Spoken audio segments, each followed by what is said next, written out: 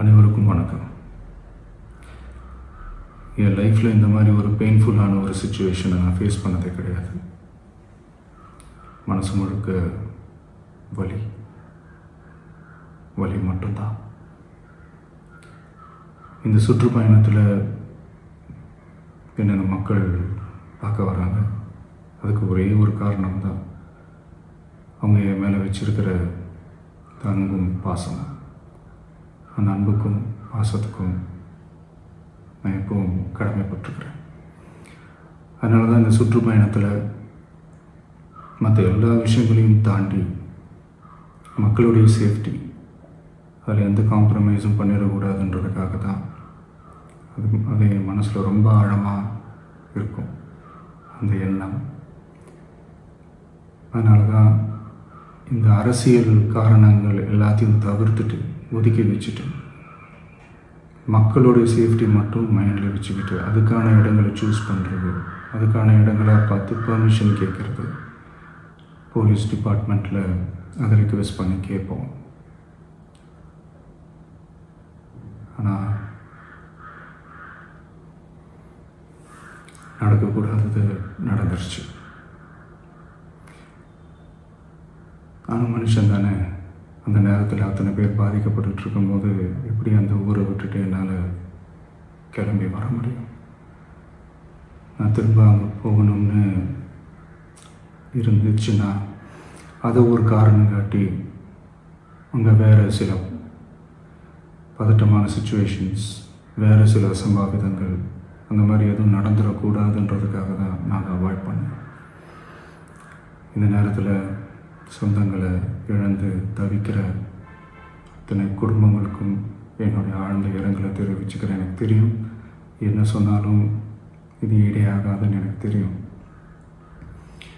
ஹாஸ்பிட்டலில் ட்ரீட் பண்ணிகிட்ருக்கிற எல்லாருமே சீக்கிரமாக க்யூர் ஆகி வரணுன்றதை இந்த நேரத்தில் நான் வேண்டிக்கிறேன்.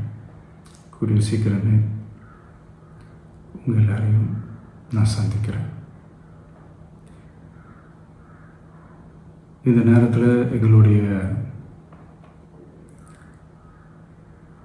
வலிகளை, எங்களுடைய நிலைமையை புரிஞ்சுக்கிட்டு எங்களுக்காக பேசின அரசியல் கட்சிகளை சார்ந்த நண்பர்கள், தலைவர்கள் அனைவருக்கும் என்னுடைய நன்றியை தெரிவிச்சுக்கிறேன். கிட்டத்தட்ட ஒரு 5 மாவட்டத்துக்கு பிரச்சாரத்துக்கு போனோம். இந்த மாதிரி எதுவுமே நடக்கல. ஆனால் கரூரில் மட்டும் ஏன் எப்படி நடக்குது, எப்படி நடக்குது?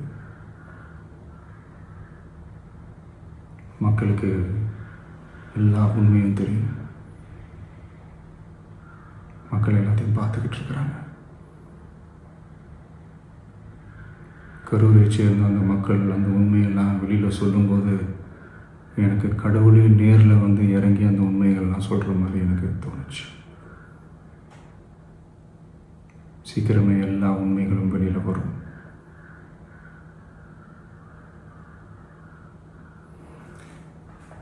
எங்களுக்கு தரப்பட்ட இடத்துல நாங்கள் போய் அந்த ஸ்பாட்டில் நின்று நாங்கள் பேசிட்டு வந்தோம். அதை தாண்டி எந்த தவறும் எங்கள் சைடில் நாங்கள் எதுவுமே செய்யலை. பட் இருந்தாலும் எங்கள் கட்சியை சேர்ந்த நிர்வாகிகள், தோழர்கள் மேலே எஃப்ஐஆர், அது மட்டும் இல்லை சோஷியல் மீடியாவை சேர்ந்த நண்பர்கள், தோழர்கள் அவங்க மேலே எஃப்ஐஆர்லாம் போட்டு இப்போ பிடிச்சிக்கிட்டு இருக்கிறாங்க.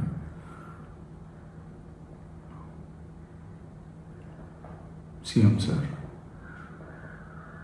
உங்களுக்கு ஏதாவது இந்த பழி வாங்கணும் அப்படின்ற எண்ணம் ஏதாவது இருந்துச்சுன்னா என்ன வேணாலும் பண்ணுங்க. அவங்க மேலே கை வைக்காதீங்க.